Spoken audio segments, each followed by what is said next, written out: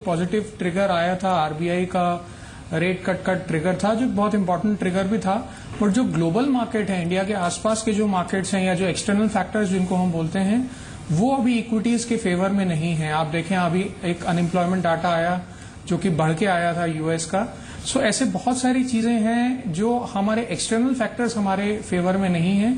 मुझे लगता है 8020 का एक ऐसा लेवल है जिसको अगर निफ्टी ब्रीच करता है और अगर उसके ऊपर क्लोज करता है तो हम एक 150-200 पॉइंट की फ्रेश रैली देखेंगे।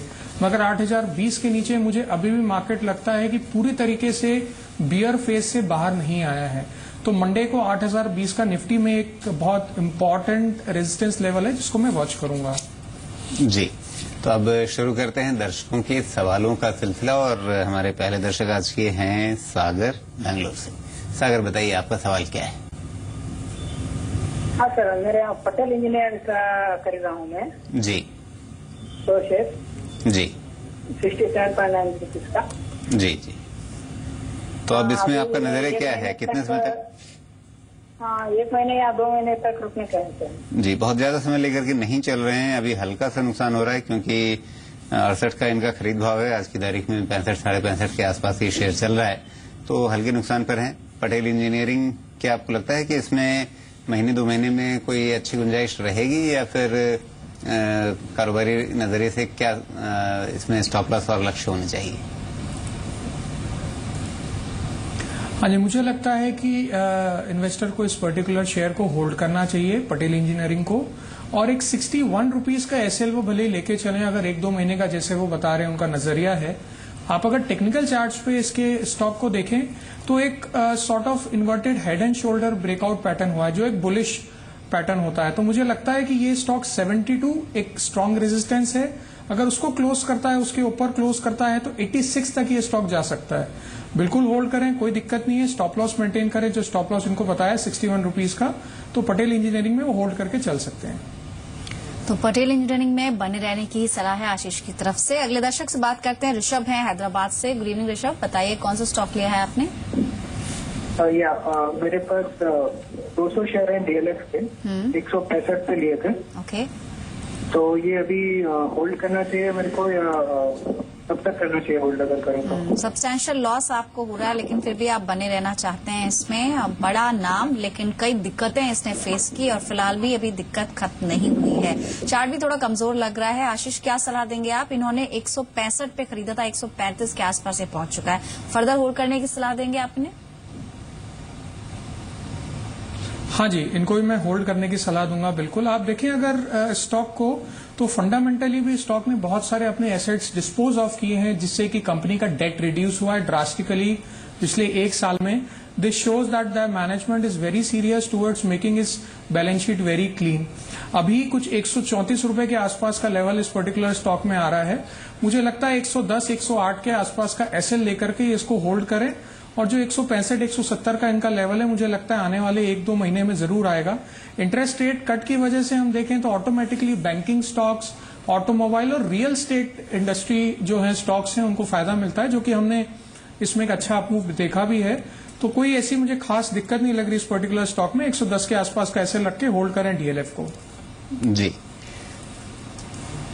अब अगला सवाल है अकोला से। अभिजीत हमारे साथ हैं फोन लाइन पे। अभिजीत, बताइए आपका सवाल क्या है? सर, मेरे पास जीवन हाउसिंग के शेयर हैं 150। जी। और at the rate of 500 rupees. जी। ये स्प्लिट होने के पहले मैंने लिए थे, और मेरा नजर है 1 साल प्लस है। जी। और एक शेयर है मेरे पास ऑप्शन किंग का। देखिए, अभी एक ही शेयर की बात कर लेते हैं, तो इसमें अभी और आप कितना समय देना चाहते हैं? मैं एक साल रुक सकता हूँ। जी, 1 साल का और समय दे सकते हैं, इंतजार कर सकते हैं। इनके लिए आशीष, आपकी सलाह? दीवान हाउसिंग फाइनेंस की बात करें हम? जी हाँ, बिल्कुल। ठीक है, दीवान हाउसिंग अभी 214 रुपए के आसपास चल रहा है। इस स्टॉक ने एक डबल बॉटम पैटर्न फॉर्मेशन किया था 195 के आसपास का। अगर ट्रेडर इसमें इन्वेस्टर्स में इन्वेस्टेड हैं तो इन्वेस्टेड रहें।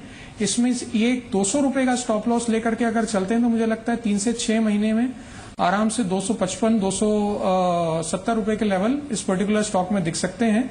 और उससे ज्यादा ऊपर मुझे ये पर्टिकुलर स्टॉक इमीडिएट फ्यूचर में नहीं दिखता है। जी, दीवान हाउसिंग पर आपको राय दी जा चुकी है आशीष की तरफ से। अगले दर्शक हैं, उनसे बात करते हैं। गोवर्धन है, भिलवाड़ा से जुड़े हैं। नमस्कार गोवर्धन जी, बताइए क्या सवाल है आपका। नमस्कार जी। नमस्कार, बताइए कौन सा स्टॉक चुना है आपने। जी मेरे 2 सवाल लेंगे आप। चलिए स्टॉक बताएं आप, कौन कौन से स्टॉक्स हैं आपके पास। एक तो ARSS इंफ्रा है और एक है करुपुरी ग्लोबल लिमिटेड। दोनों के आंसर देना प्लीज जी। ओके, लेकिन आपने सवाल शायद एवरेडी पर भी पूछा था, उसमें क्या पोजीशन है अभी आपकी।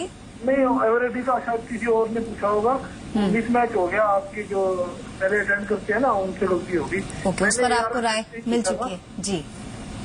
तो ARSS इंफ्रा किस भाव पर खरीदा है आपने। 22 रुपए पे खरीदे हैं मैंने, और करुपुरी ग्लोबल लिमिटेड भी खरीदे हैं, क्योंकि उसमें ICICI बैंक ने 8% हिस्सा लिया है ना, इसलिए मैंने भी। खैर, एक सवाल यहाँ पर शामिल हम जरूर करेंगे ARSS इंफ्रा का। रीजन भी कई और दर्शक है जो लगातार टोल फ्री लाइंस पर कॉल कर रहे हैं। चलो, ARSS इंफ्रा पे बात कर लेते हैं। 22 रुपए पे आपने जी। और क्या वो जो IPO का प्राइस आ जाएगा उससे। चलिए ठीक है, 22 रुपए पे इन्होंने खरीदारी की थी। क्या सलाह रहेगी इन स्तरों पर आपकी आशीष। इस समय देख रहा हूं कि ये एक ट्रिपल टॉप फॉर्मेशन को ब्रेक करना चाह रहा है। 32 रुपए 45 पैसे की इसकी क्लोजिंग है। अगर इन्होंने 22 रुपए पे लिया है तो बिल्कुल ये एक 30 रुपए या 29 रुपए का एसएल लेके ये इस पर्टिकुलर स्टॉक को होल्ड करें। अगर ये पर्टिकुलर स्टॉक 33 या 33.5 का लेवल क्रॉस करता है तो सीधे इसमें 20% की तेजी मुझे इस पर्टिकुलर स्टॉक में दिख रही है, क्योंकि ये अपने multi month triple top formation को ब्रेक करने के वर्ज पे है। तो बिल्कुल होल्ड करें। 29 रुपए के आसपास का एक एसएल रख के ARSS इंफ्रा को होल्ड करें। जी, अगला सवाल रायपुर से है, श्रीकांत का। श्रीकांत बताइए, आप क्या जानना चाहेंगे। नमस्ते सर। जी नमस्कार, बताएं। सर मेरे पास 3000 शेयर जैन इरिगेशन BVR की है। जी, तो सर मैं इस स्तर पे इसको और एवरेज कर सकता हूँ। यहाँ पर और एवरेज करने के बारे में पूछ रहे हैं, कह रहे हैं कि क्या यहाँ पे थोड़ी और खरीदारी कर ली जाए जिससे इनका खरीद भाव जो है वो कुछ कम हो जाए।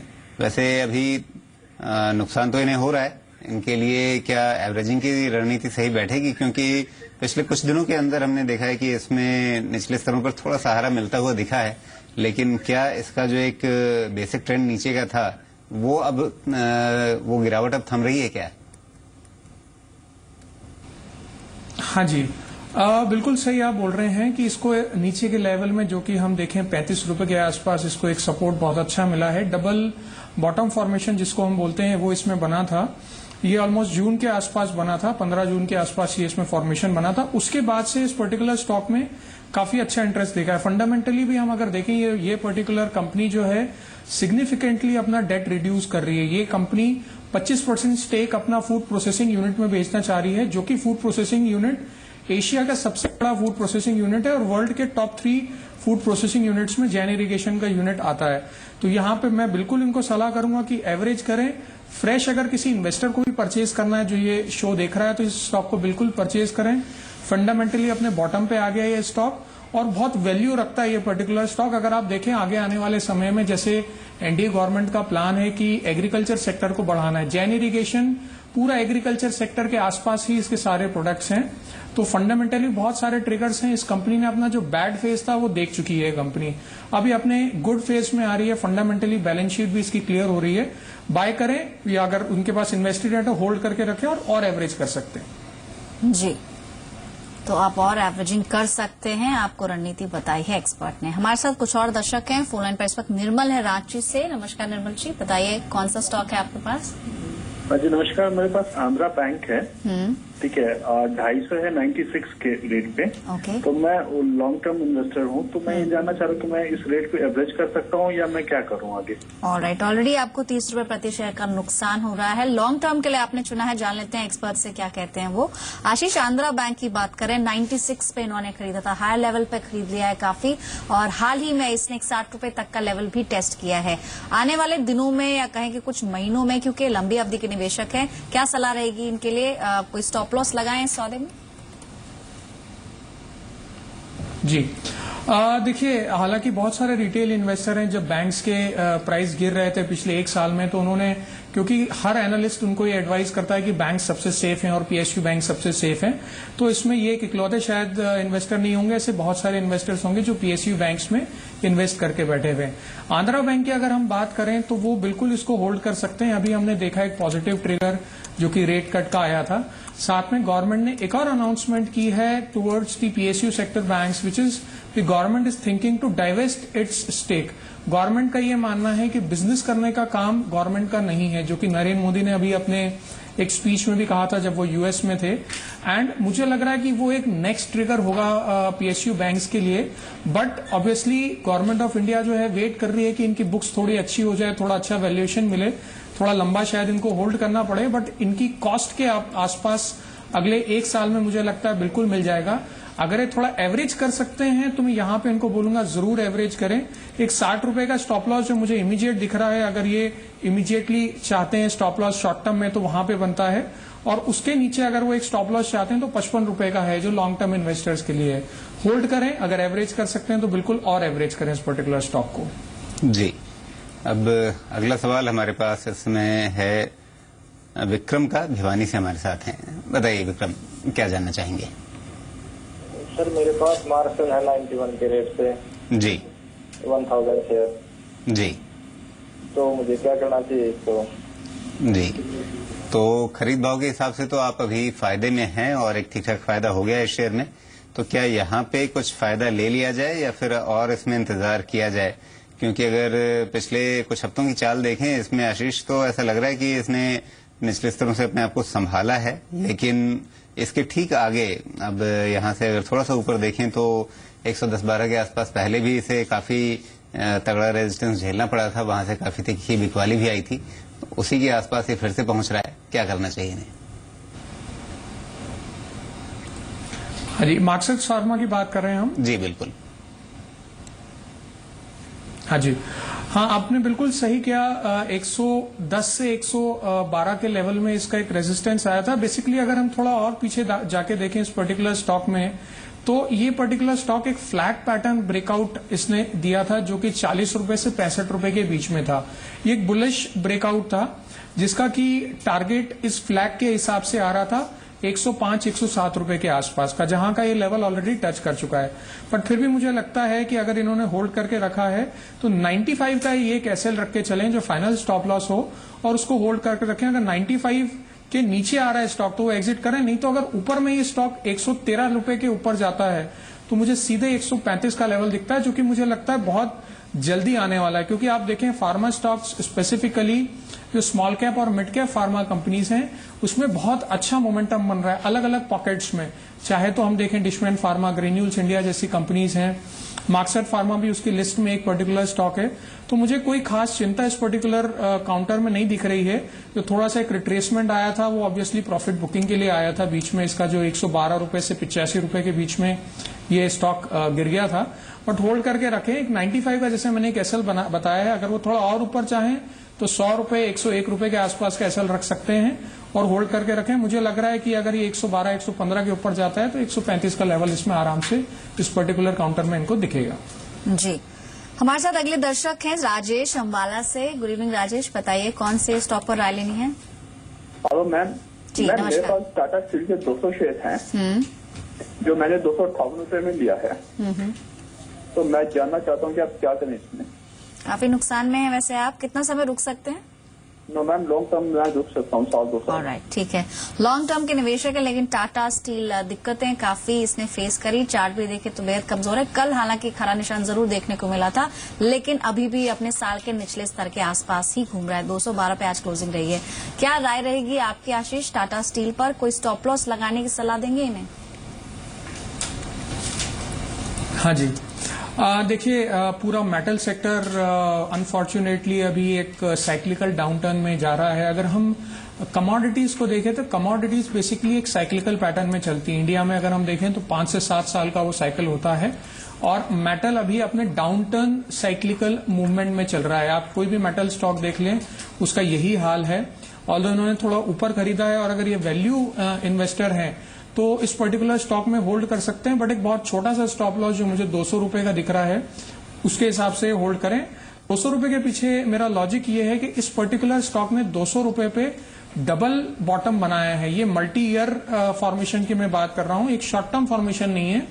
कई बार ये शेयर 200 रुपए पे आया और वहां से रिट्रेस होकर ऊपर गया है। अभी भी ये उसी क्रूशियल लेवल के आसपास है, तो इसको होल्ड करना चाहिए। मुझे नहीं लगता है कि फंडामेंटली मैनेजमेंट में कोई प्रॉब्लम्स हैं या जिस तरीके से कंपनी की बैलेंस शीट मेंटेन होती है, जिस तरीके से बिजनेस रन होता है, उसमें कुछ प्रॉब्लम है। साइक्लिकल फैक्टर है जो कमोडिटी में आता है। इन्वेस्टर को ये चीज हमेशा ध्यान रखनी पड़ेगी कि हर कमोडिटी स्टॉक में या हर कमोडिटी कंपनी में जब वो इन्वेस्ट करते हैं, चाहे वो एग्रीकल्चर कमोडिटी रिलेटेड हो, चाहे वो हार्ड कमोडिटी हो, बेस मेटल हो या कोई और कमोडिटी हो, उसमें हमेशा साइक्लिकल अपटर्न्स और डाउनटर्न्स आते हैं।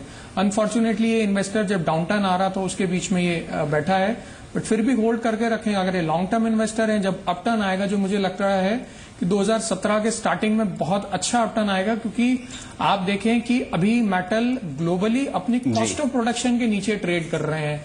तो ऐसे सिचुएशन में कंपनीज प्रोडक्शन को सीज कर देती हैं और फिर जब प्रोडक्शन कम हो जाता है, स्टॉक कम होता है, तो प्राइसेस बढ़ते हैं। तो इसको होल्ड करके रखें। अब ये देख लेते हैं कि अगले दिन मौके कहाँ मिलेंगे मुनाफा कमाने के। संदीप ग्रोवर हमारे साथ हैं चुने हुए शेयरों के नाम लेकर के। बताइए संदीप, क्या क्या है हाथ में?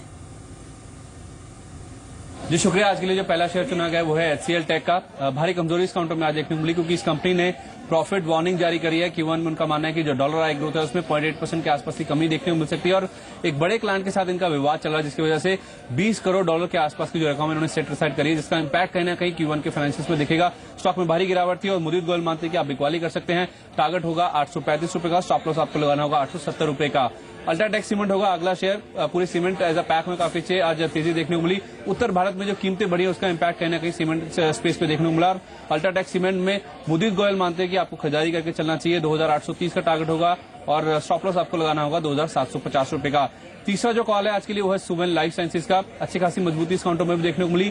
3 प्रोडक्ट पेटेंट इस कंपनी को मिले हैं यूएस, न्यूजीलैंड और सिंगापुर से, जिसकी वजह से अच्छे खासे गेंस थे। और मुदीत गोयल मानते हैं कि 300 के लक्ष्य के साथ इसमें आप खरीदारी कर सकते हैं। 278 का आपको स्टॉप लॉस भी लगाना होगा। चौथा कॉल आज के लिए है कल्पतरू पावर का। 781 करोड़ रुपए के आसपास के नए ऑर्डर इस कंपनी के हाथ लगे, जिसमें से 190 करोड़ रुपए का एक ऑर्डर ओएनजीसी से भी मिला, जिसकी वजह से अच्छी खासी मजबूती थी इस काउंटर में। आशीष क्याल मानते हैं कि तेजी जारी रह सकती है। 290 का टारगेट लेकर इसमें खरीदारी करें। 245 के आसपास का आपको स्टॉप लॉस भी लगाना चाहिए। आखिरी कॉल आज के लिए है आइशर मोटर्स का, जो सितंबर बिक्री के आंकड़े थे बेहद मजबूत थे। बाइक बिक्री में 59% और बाइक के एक्सपोर्ट की अगर हम बात करें 56% ईयर ऑन ईयर ग्रोथ देखने को मिली, जिसकी वजह से इस काउंटर में भी अच्छे खासे गेंस थे। आशीष क्याल मानते हैं कि आप खरीदारी करें। 18,950 का टारगेट होगा। स्टॉप लॉस आप रख सकते हैं इस ट्रेड में 17,500 रुपए का। शुक्रिया संदीप, बताने के लिए तमाम वो स्टॉक्स जिनके पीछे एक ट्रिगर है और सोमवार को इन स्टॉक्स पर नजर रखी जा सकती है। लेकिन अब वापस दर्शकों से बात करते हैं। हमारे साथ फोन लाइन पर इस वक्त अनुपम है औरंगाबाद से। नमस्कार अनुपम, बताइए कौन सा स्टॉक लिया है आपने? यस मैडम, मेरे पास SBI है 278 में 30 शेयर, वो लॉन्ग टर्म पर्सपेक्टिव है। दूसरा मेरे पास अरविंद रेमेडीज है 600 शेयर, वो अनुपम आपसे माफी चाहेंगे लेकिन यहाँ पर हम SBI पर ही बात करेंगे, क्योंकि एक बार में एक ही स्टॉक हम ले रहे हैं। कई दर्शक और भी हैं जो लगातार टोल फ्री लाइंस पर कॉल कर रहे हैं। SBI आपने बताया 278 के लेवल्स पर आपने एंटर किया था। राय जान लेते हैं आशीष से, क्या करना चाहिए? लॉन्ग टर्म के लिए निवेश किया है इन्होंने। हालांकि बैंकिंग स्टॉक्स में काफी दबाव देखने को मिला, लेकिन रेट कट की जो हम अक्सर इतनी देर से बात कर रहे हैं कि एक अच्छा ट्रिगर है, पॉजिटिव ट्रिगर है बैंक्स के लिए। आप क्या सलाह देंगे इन्हें? फिलहाल क्या करना चाहिए? देखिए SBI again it is the leading bank of the country, और अगर आप SBI का वर्किंग सिस्टम देखें स्पेसिफिकली जब से उनके new head of the company आई है अरुंधति, तब से इस कंपनी ने बहुत सारे सिग्निफिकेंट चेंजेस किए हैं। The way the bank is being managed, the way the NPAs are managed, the way the do the cross selling of different products. मुझे लगता है अगले आने वाले अगर 5 सालों का व्यू देखें तो ये स्टॉक कम से कम यहां से 2.5 गुना हो सकता है। अगर 1 साल का व्यू रखते हैं तो मुझे लगता है कि इनकी कॉस्ट के आसपास तो वो स्टॉक बिल्कुल आ जाना चाहिए, क्योंकि काफी अच्छी फंड बाइंग भी इस पर्टिकुलर स्टॉक में हो रही है। पूरी जो करेक्शन था बैंक्स में आप देखें तो SBI PSU बैंक्स में सबसे सेफ अभी रहा है, बहुत कम इसमें करेक्शन हुआ है। इस पर्टिकुलर स्टॉक को वो होल्ड करके रखें। अगर वो एक SL चाहते हैं तो 210 या 215 की रेंज में वो एक स्टॉप लॉस लेके चलें और होल्ड करके रखें स्टेट बैंक ऑफ इंडिया को। जी, अगला सवाल हमारे पास है सचिन का, सतारा से हमारे साथ हैं फोन लाइन पे। सचिन बताइए, आप क्या जानना चाहेंगे? कौन सा शेयर आपने लिया है? हेलो। हाँ सचिन, अपना सवाल पूछिए। मैं रुचि सोया के 1000 स्टॉक लिए जी एट द रेट ऑफ 38। जी। तो मुझे क्या करना चाहिए? देखिए, आपने 38 के भाव पे खरीदा है, शायद आपने लगभग महीने 1.5 महीने पहले खरीदा होगा। हाँ, मैं 1 महीना तो हो गया। जी। अब और कितना समय देना चाहते हैं आप इसमें? एक्चुअली प्रॉफिट होने तक मैं रुक सकता हूँ। जी, लेकिन लगातार इसमें एक मार्च से ही कह सकते हैं आशीष, इसमें गिरावट का एक रुझान बना हुआ है और वो रुझान अभी तक कहीं ऐसा नहीं लगता कि थमा है। 29 के नीचे भी थोड़ा सा इसने समय देखा है। आगे क्या लगता है आपको, इनके भाव की ओर लौटेगा, मुनाफे की ओर ये आ पाएंगे या फिर कहीं पे स्टॉप लॉस लगा करके अब अपने आप को सुरक्षित करें? हम रुचि सोया की